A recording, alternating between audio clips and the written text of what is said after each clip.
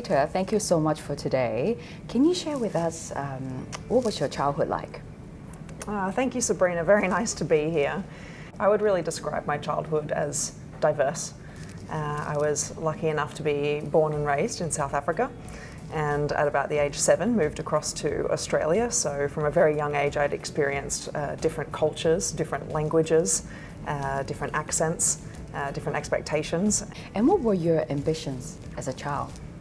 Take over the world. I've always joked about that. But the reality was, I think deep down I knew that I wanted to be in corporate and have the opportunity to make a difference in everything that I was doing. Peter, I understand you study a master in organizational behavior. How did you get interested in it? I never decided that I wanted to work in consulting or in HR or as a psychologist. And actually what I really wanted to do was get into investment banking. And quite soon after university I did some graduate programs and didn't enjoy it at all, sitting in front of a computer every day crunching numbers. Definitely not my strength or my area of passion. So quite quickly I moved into another FMCG organisation in Australia, a fast-moving consumer good. And that was a really great rotation program where I was able to experience so many different sides of a corporate in a 2-year rotation scheme. And the one thing that I really did learn was bad leadership. Being in that type of environment with very strong, very male-orientated was quite a challenge for me. And I had an opportunity to move into a business that was selling psychometric assessments. And at the time they did some assessments on me, and I'd asked my boss, who I was having quite a difficult relationship with, to do the assessment so that I could practice and see if it was something I liked. And just the insight I gained from that, both in terms of myself but also into my boss and how I understood why he was what he was like, just made me really want to go and move into that organisation, and to much more interested in the psychology. And so that's what really got me into this leadership assessment and development space, which is what I would say is my real core and my real passion. And can you tell us more about your current role? Yeah, sure. So I joined about 9 months into the CEO role here at Mercer in Singapore. I joined, Mercer's been a long-term brand that I've always looked at. We've always competed against Mercer in my many different organisations. It's very well known as the biggest HR consultancy firm. So when I had the opportunity to come across and join, it was a difficult decision to retire from my last firm and come across, but the opportunity to take a broader leadership position, to have full control and oversight of the P&L and the financial management of the business, and 3, the opportunity, I guess, to bring all my consulting skills together and see if I can really execute against the things that I've been advising my clients about for so long. So here in Singapore I have the opportunity to look across all 3 of our service lines.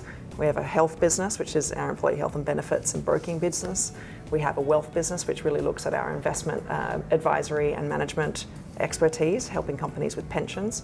And then we also have our careers business, which is where Mercer's very well known for our salaries and HR consulting capability. And Peter, you just shared with me it was a difficult decision for you to leave your previous company and to join Mercer. Yeah. And change is very uncomfortable for a lot of people. How did you overcome that change during that time? Yeah, it was extremely uncomfortable, and it was uncomfortable because I had only just started to get my feet under the desk. And when you join a Big Four, Big Fours are very relationship orientated. You really have to build your business from scratch. It's hugely entrepreneurial. You hire your own team. People join you as a partner and your vision. And so I was just at about 2.5 years into the firm at the time, and really felt a strong affinity to the brand, to my team, and to the clients that we'd been working on.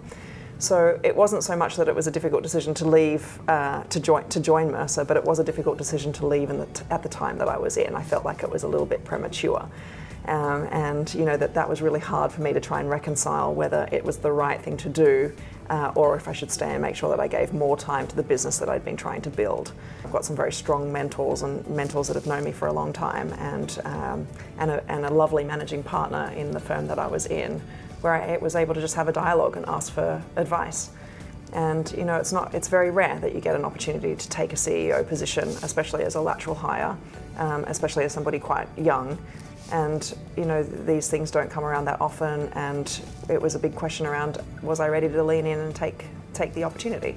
And that was the decision that came through, you know. Yes. Embrace it, take it. Yes. Even if you're nervous about it, you know, that's how you learn. I love it. I love it. And Peter, what motivates you as a leader? Learning, and I really love being in a consulting type position because you get to experience different challenges, different clients, different environments, and bring the best of many, many types of expertise together to solve problems. So as an employee, that really motivates me.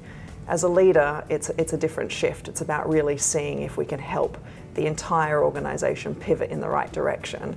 And, you know, are we able to bring everybody along with us and help give people the best careers that they have, that they can get. And one of the things I always say to my staff is my responsibility as a leader is to make sure that, like, I can't promise you lifelong employment, I can't promise you career acceleration. What I can promise you is the best experience for the time that you choose to work with us.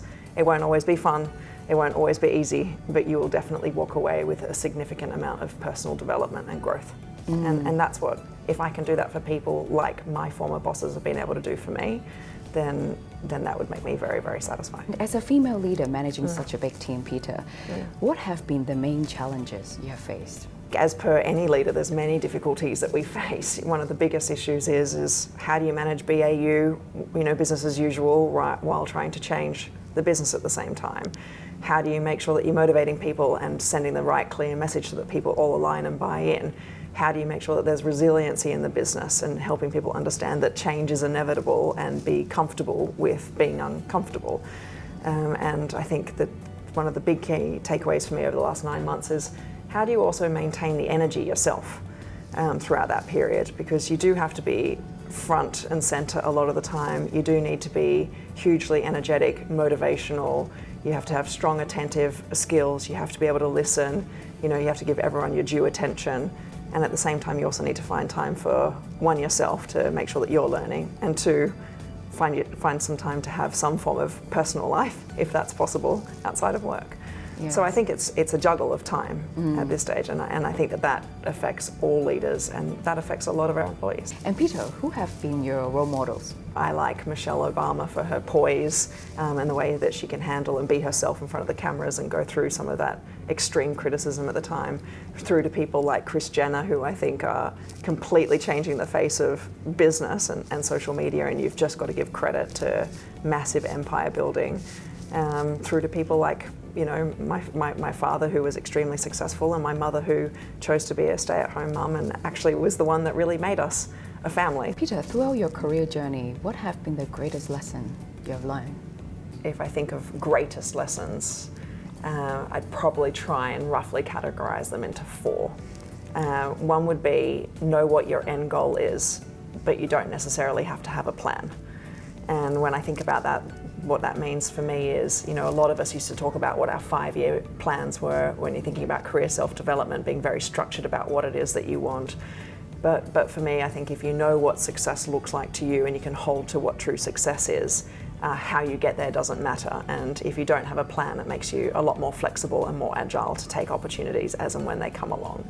And for me, that was really important because my career is one of total fits and starts. I've gone in different directions. I've quit and gone backpacking for 6 months at a time on my own. I've restarted again. I've moved countries halfway through with a 15-kilo backpack and $5,000 in the bank account. And, you know, I just think that you can take all of those lessons, but all of them, you know, there was no clear direction or plan in place that stopped me from being able to take these opportunities.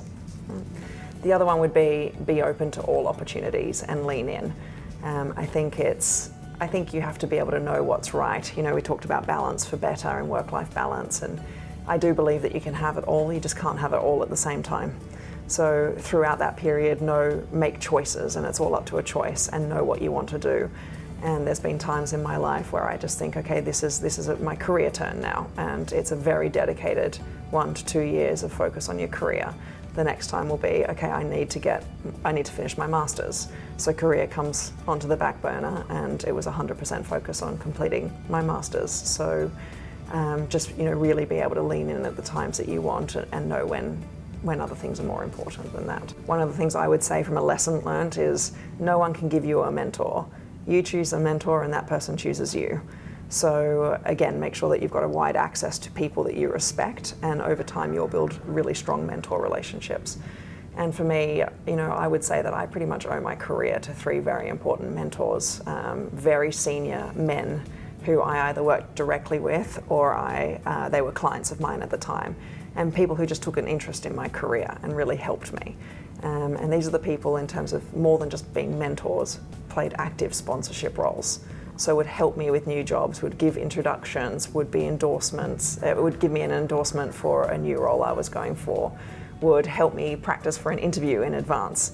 And I think it's rare when you find people like that, and all of us should be looking for that person and manage those relationships. We've got to really spend time with people like that and give back as well. And then lastly, a big lesson for me, and it's something that I have learned over time, and I would say that everybody needs to learn, which is be comfortable with being uncomfortable.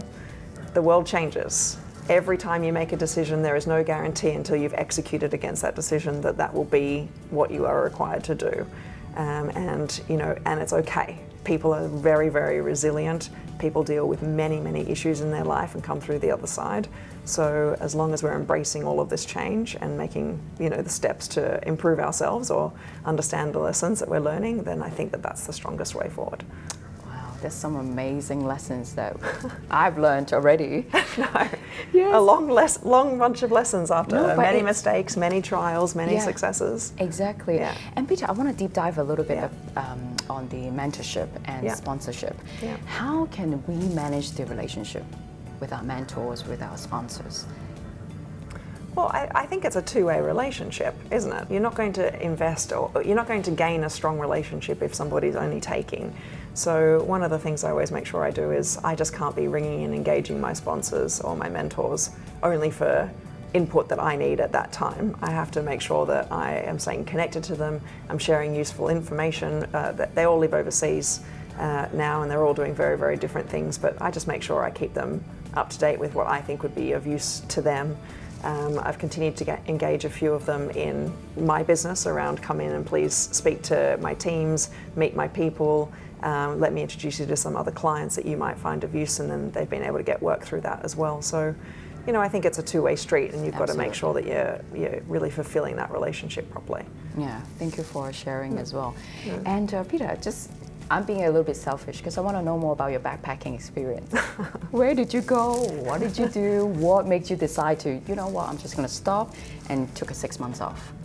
Yeah, so I think, and this is not by any intention, but it seems to be every 3 to 4 years I get itchy feet, and I want to do something a bit different, and I've always just picked up and backpacked. So I've done it twice, one around Southeast Asia and one around, most recently in 2016, I did it around Latin America. And it was probably the best experience. I remember just thinking, I'm gone for 6 months, backpack on, didn't know where I was going at all, got locked out of my bank account because they didn't understand why I was moving so fast around different countries. And just said yes again to everything. Wow. What started out as something that should have been a bit more reflective, like I'm going to go away and see some new sites and spend some time thinking about what I want to do next, ended up being, I just want to say yes to every opportunity, and climbed Machu Picchu, went to the Bolivia Salt Flats. That was when I got the call that they'd offered me the partnership at KPMG and to come back. So, it changed. What should have been a much longer backpack experience became much shorter. You're truly adventurous. Well, I just think it's fun. And by the way, it's just a different type of adventure and lessons learned. And I think the ability to travel on your own, meet new people, ask questions, do things that you wouldn't normally do, is probably the things that I love the most out of travel. One of the reasons why I'm in Asia, so that I can continue to do that more frequently. Definitely. Yeah. And Peter, you're clearly a very accomplished individual. What advice would you give to other female professionals who are just starting out in their career? I think it comes back to, you don't have to know exactly what role you want, but you do need to know what good looks like, or what success would look like for you. So if you're, what in 10 years would you be happy with or satisfied with in terms of achievement? Once you know that, then you should be asking yourself what types of skills you need to get there. And I always say to people, it's really good to think about making decisions on career based on the skills that you'll get through each of those positions. And I think one of the things I would say to women is be proactive, know those skills, and put yourself in position to pick those up. So me making this decision to move across to Mercer, one of the skills that I didn't have was big P&L responsibility. So I'd run smaller P&Ls and smaller revenue targets before, but I hadn't had the opportunity to run a much bigger a business from a financial perspective. And from a skills piece, we know that that's really important if you want to progress your career up into the more senior ranks. And so that was, trying to remove some of the emotion out of making a decision around which company you want to join. It was also a little bit easier to say, will I get these skills in my current job? No, I can get them now in my new job, yes. That's a very good tip. Peta, what are the traits necessary to succeed as a CEO in your field? Well, I'm still figuring that out because I'm 9 months in. You're too humble. Do you know, I recently got some great advice because new into role, I'm also doing some executive coaching myself, which, by the way, I think is important, and all of us should always go and continue to invest in your own learning. And I recently got challenged on the skills that got me to where I'm at today are not the skills that are going to take me forward. So when I think about what my strengths are, it's always been speed, intuition, the ability to solve problems, get in the trenches with my team, solution for clients. And actually now in a CEO position, those skills are not what is required of me in a bigger leadership role. So I need to think about what those skills are going forward. And it was an interesting conversation we had the other day about it should be about perspective, not perspiration in this role. So, I need to be able to have a much broader view of the business, understand many more of the financial levers, think much more strategic and long term, and really then help people unblock some of their challenges so that they can move forward. But like I said, I'm just figuring it out now. The one thing that I've certainly learned in my first 9 months is resiliency, and it's very different in terms of just the volume of requests and topics that you're dealing with at any one time. So, being able to manage yourself and your stress levels and not get overwhelmed by the sheer volume of work is really important. Yeah, I absolutely agree with you, because the other day I was just speaking to my friend about being a CEO. There's no textbook. No. So we're learning by doing it day by day. Yeah. And so here's the thing that I learned actually a few years ago when I took the role, when I moved out to Singapore in the first place, to come and set a business up for IBM. You don't know what you don't know until you've done it, and nobody does. So every time you get promoted up, which everybody gets promoted up, there is going to be nervousness about doing that role and whether you can be succeeding. So, your first 1 or 2 years, you should be a bit kinder to yourself around what it is that you're learning, and just learn quickly. Ask questions and learn quickly. So I think it's a really interesting opportunity. And it's very comforting to know from you as well, no one knows how to do it till we get into it, but say yes to the opportunities always. Say yes. Yeah. And I think the thing that really differentiates people in these roles is your ability to ask good questions and understand. When we talk about skills, and I think there's a lot of conversations at a senior level and certainly at board level right now. So do boards know about cybersecurity? Do they know about the blockchain and all the technologies that are coming through? And actually it's quite difficult to, at a very senior level, like I said, when you're dealing with so many diverse topics at any one time, to have depth of expertise across all of that. So it really is about what makes you comfortable enough to make decisions. Do you understand things conceptually? Can you ask the right questions? And do you know the right people to go and get the information from?